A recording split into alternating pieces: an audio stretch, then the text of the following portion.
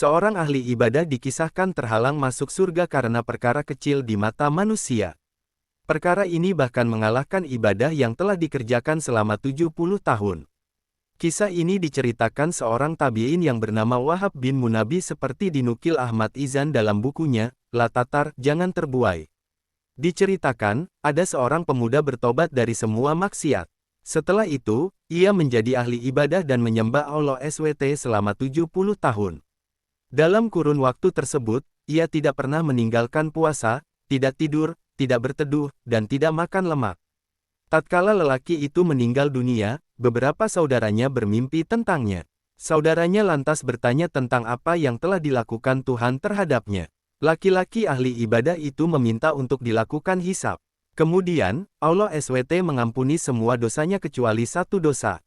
Ahli ibadah itu melanjutkan ceritanya, satu dosa itu membuatnya tertahan masuk surga. Dosa yang ia maksud adalah mengambil lidi untuk sebagai tusuk gigi tanpa seizin pemiliknya.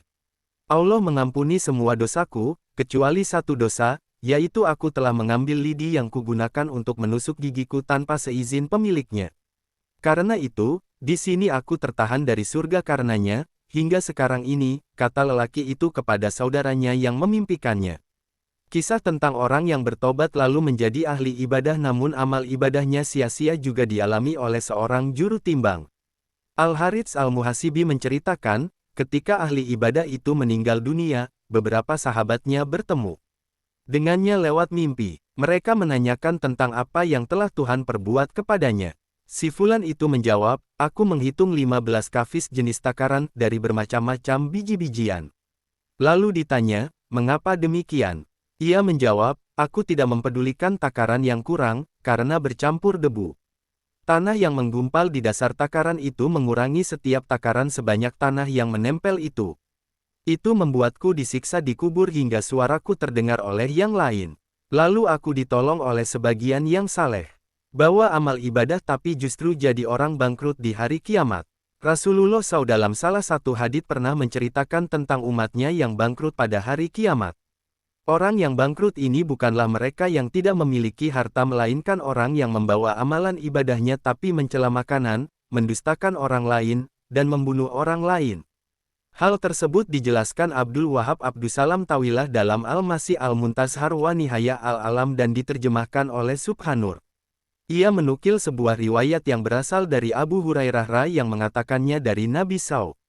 Rasulullah SAW bersabda, tahukah siapa orang yang bangkrut? Mereka menjawab, orang yang bangkrut menurut kami adalah orang yang tidak punya dirham dan barang dagangan.